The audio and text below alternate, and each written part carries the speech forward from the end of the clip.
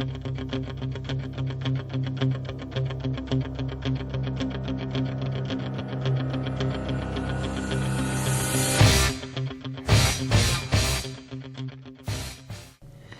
to Eye on the Tigers News. I'm Amber Mashuk.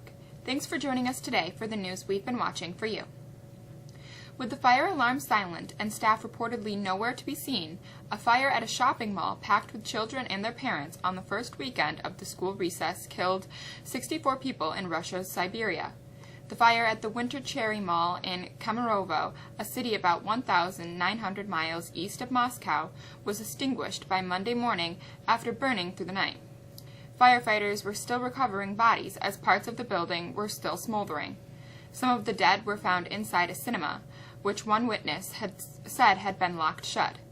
On Monday morning, Kemerovo residents were bringing flowers, candles, and stuffed animals to a plaza outside the mall, and local hospitals reported an influx of people wanting to donate blood for the victims. The Trump administration expelled 60 Russian diplomats on Monday and ordered Russia's consulate in Seattle to close as the United States and European nations sought to jointly punish Moscow for its alleged role in poisoning an ex-spy in Britain. Senior Trump administration officials said all 60 Russians were spies working in the U.S. under diplomatic cover, including a dozen at Russia's mission to the United Nations. The officials said the administration was taking the action to send a message to Russia's leaders about the, quote, unacceptably high, end quote, number of Russian intelligence operatives in the U.S. The expelled Russians have 7 days to leave the U.S., said the officials. They weren't authorized to be identified by name and requested anonymity.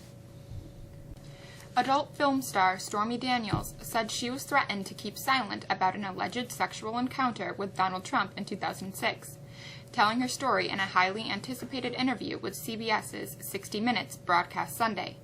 Daniels said she was threatened by an unidentified man in Las Vegas to keep quiet about her alleged relationship with Trump, an incident that she said happened while she was with her young daughter.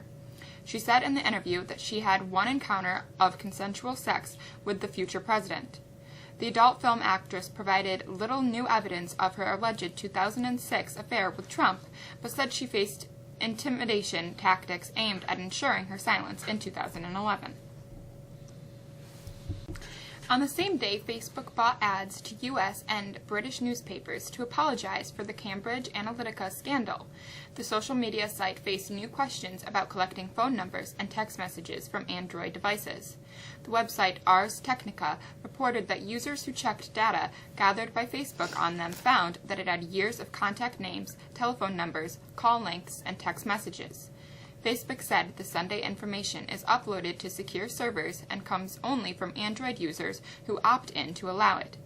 Spokeswomen say the data is not sold or shared with users, friends, or outside apps. They say the data is used to, quote, improve people's experience across Facebook, end quote, by helping to connect with others. There may be some signs of spring on the way. Here's Maya with the forecast.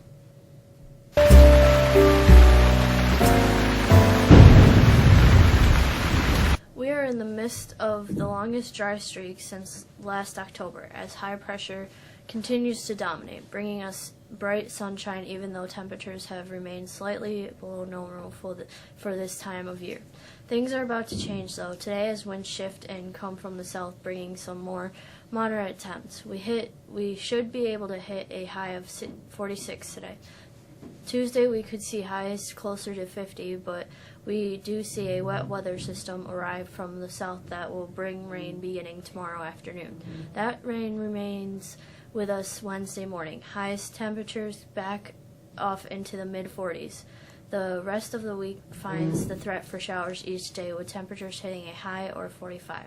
Bottom line is we'll go a long way to melt the remaining snowpack. Good news, especially for spring athletes. That's the forecast. I'm Maya. The Final Four is set. Bianca has sports.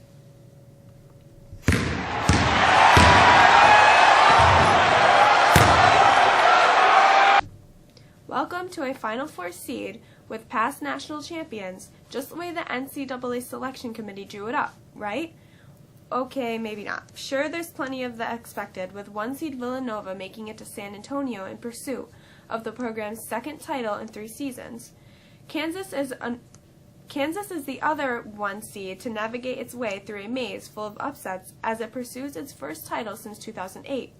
And plenty figured number 3 seed Michigan had a good shot to get a Final Four as the Wolverines chased their first title since 1989.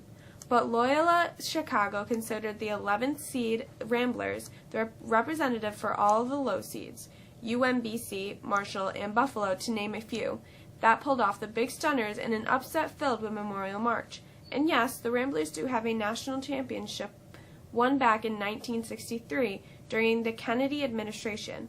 Now it's time to prepare for next Saturday's first national semifinal, Loyola versus Michigan, featuring the upstart against the surging power conference team and an undercard to the heavyweight matchup of top seeds in the nightcap. It's a particular relief for Kansas, which had a number 1 seed in the 3rd straight season and lost in the Elite 8 for the past 2 seasons. The Jayhawks move forward after a thrilling overtime win against Duke. They now take on fellow top seed Villanova. Of course, the Syracuse Orange fell just short in the Elite 8 game against Duke on Friday, falling 69-65.